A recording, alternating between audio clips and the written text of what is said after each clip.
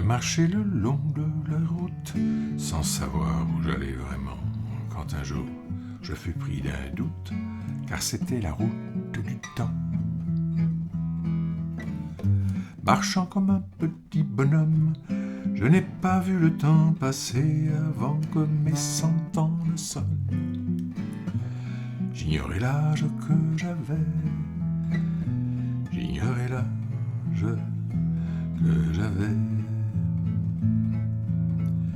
Cette route avait tout pour plaire, les enfants passaient en courant les jours d'école buissonnière, pendant que je prenais mon temps. Au début, on part pour Citerre, en marchant d'un pas triomphant. Plus tard, il est prudent de faire halte de plus en plus souvent, halte de plus en plus souvent. Ma décision, la plus subtile pour m'aider à vivre longtemps, fut de regarder mon nombril comme font la plupart des gens. Vous voyez bien que je plaisante, car je n'aurais jamais fait ça. Si j'ai survécu, c'est par chance. La mort n'a pas voulu de moi. La mort n'a pas voulu de moi. Être vieux n'est pas un problème. Tant que l'on vit, on peut aimer. Un vieux cœur est un cœur quand même, que ce cœur soit neuf ou ridé.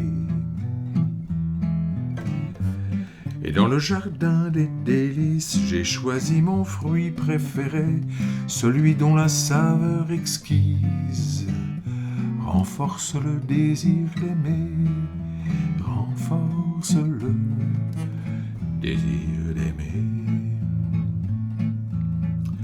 Parmi tous les fruits qui existent, et la saison pour les manger apparaît en tête de liste, le fruit que donne le péché.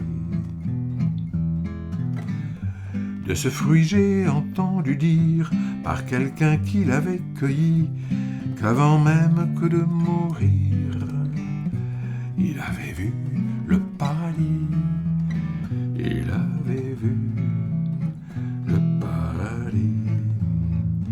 Le paradis, je n'y crois guère, l'enfer, je n'y crois pas non plus. Je finirai dans les éthers de l'azur où le temps n'est plus. Je m'imagine que la mort attend pour s'occuper de moi, et ma dernière chance alors serait qu'elle meure avant moi, serait qu'elle meure avant moi.